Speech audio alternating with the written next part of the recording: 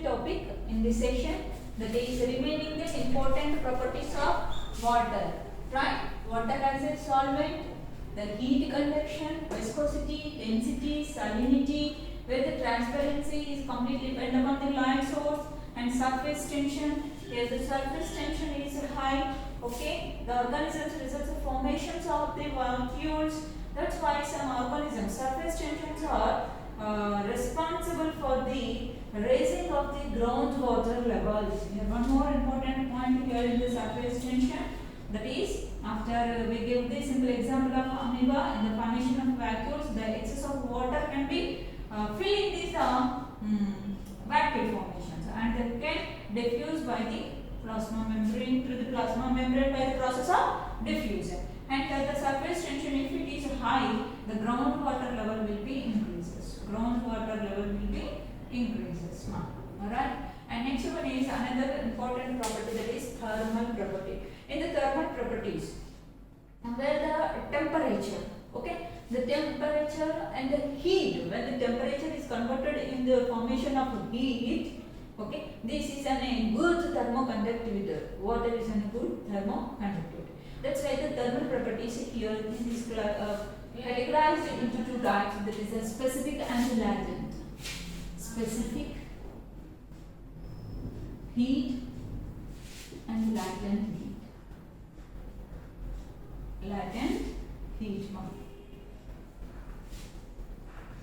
Here specific heat means where the temperature, where the heat can measured in.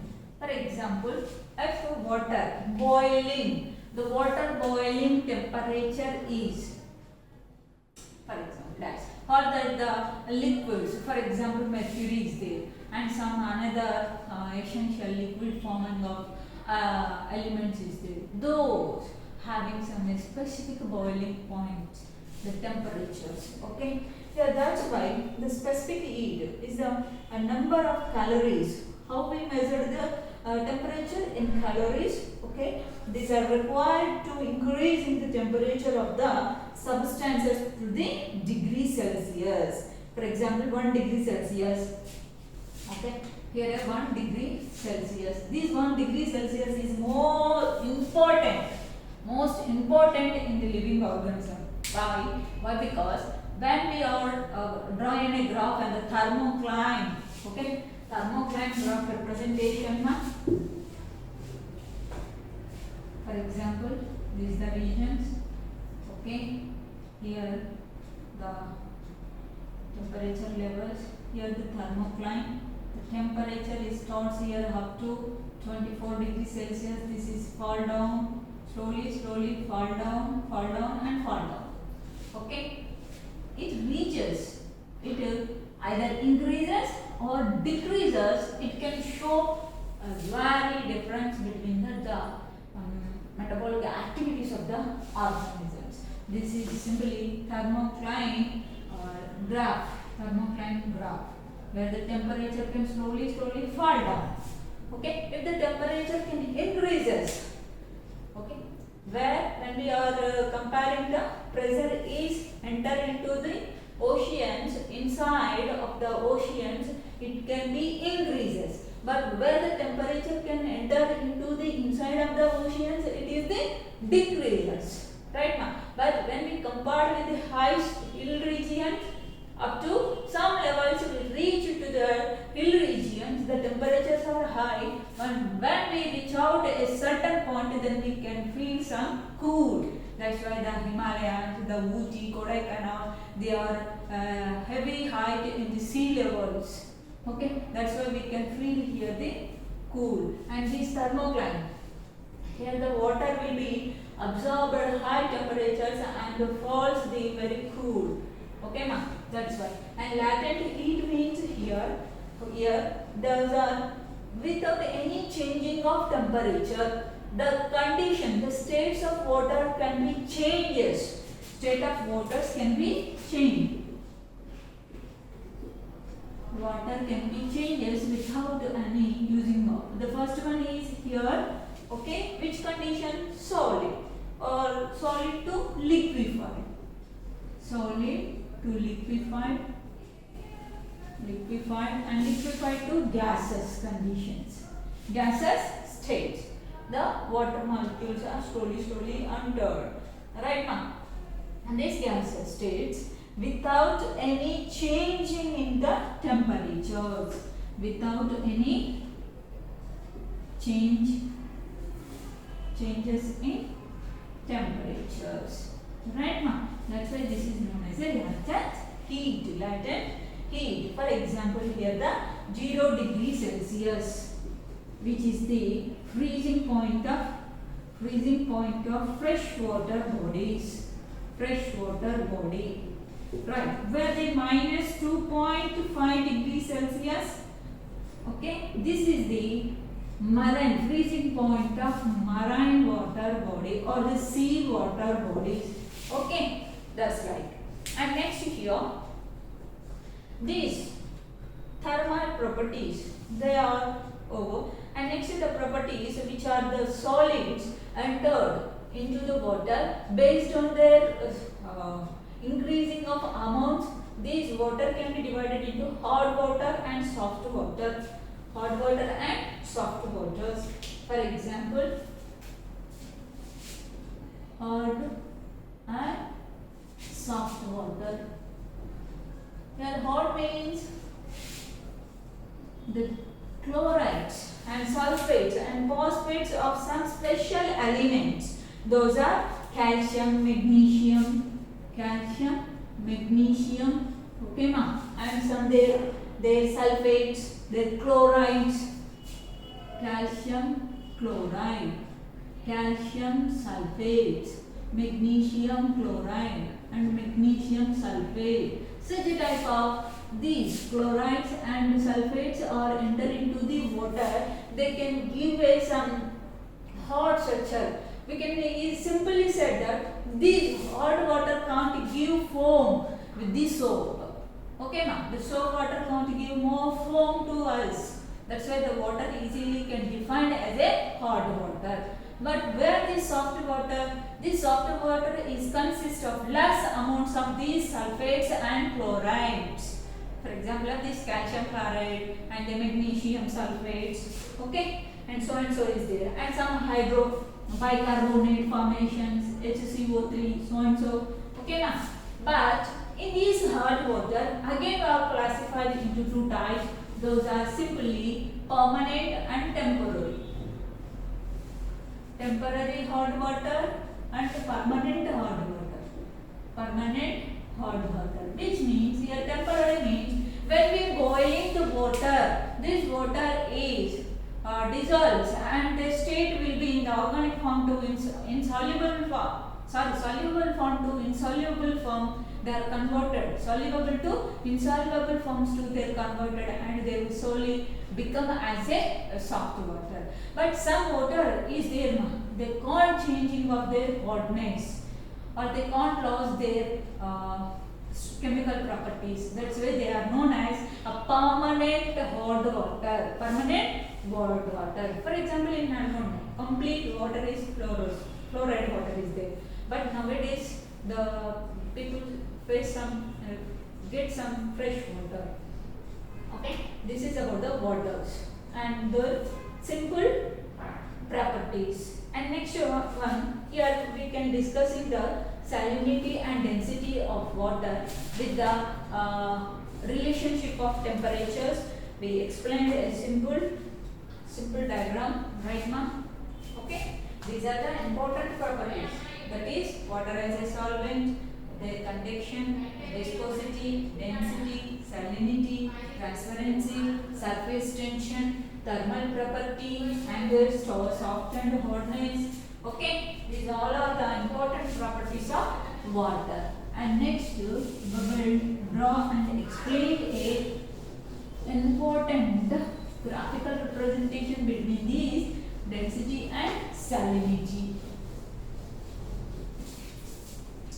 Density and salinity, right now. Here temperature and here we will draw the salinity, okay, and here the density.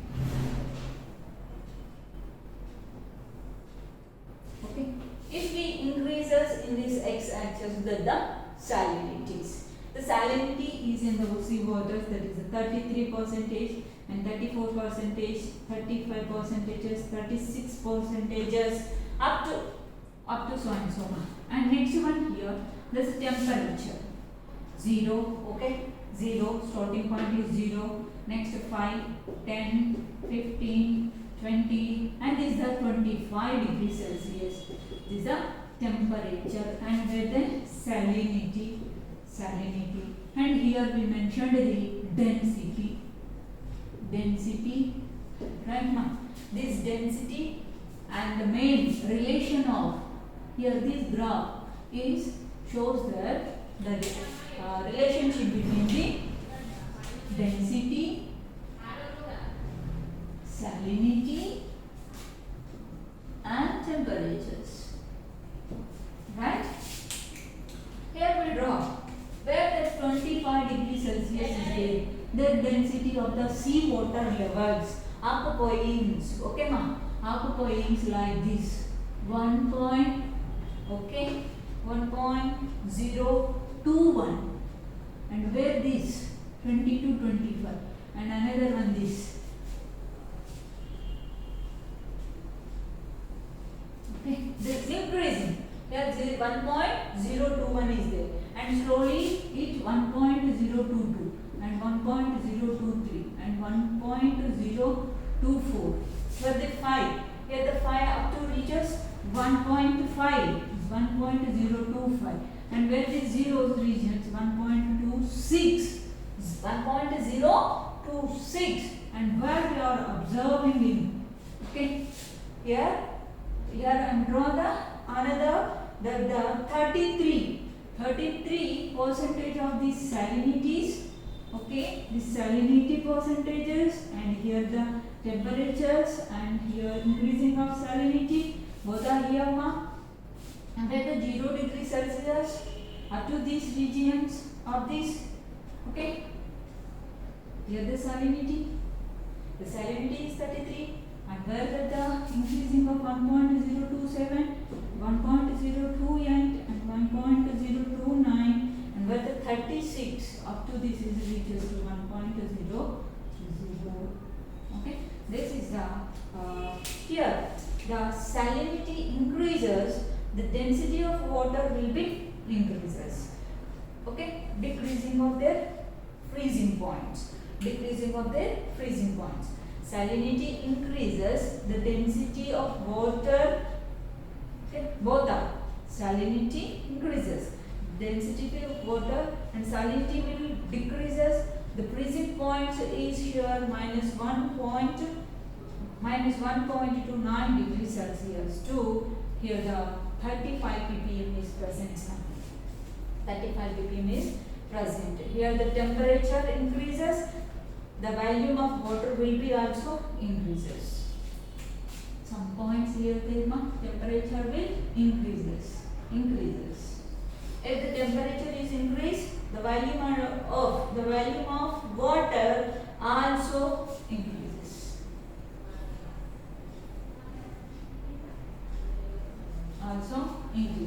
And where one more them, the temperatures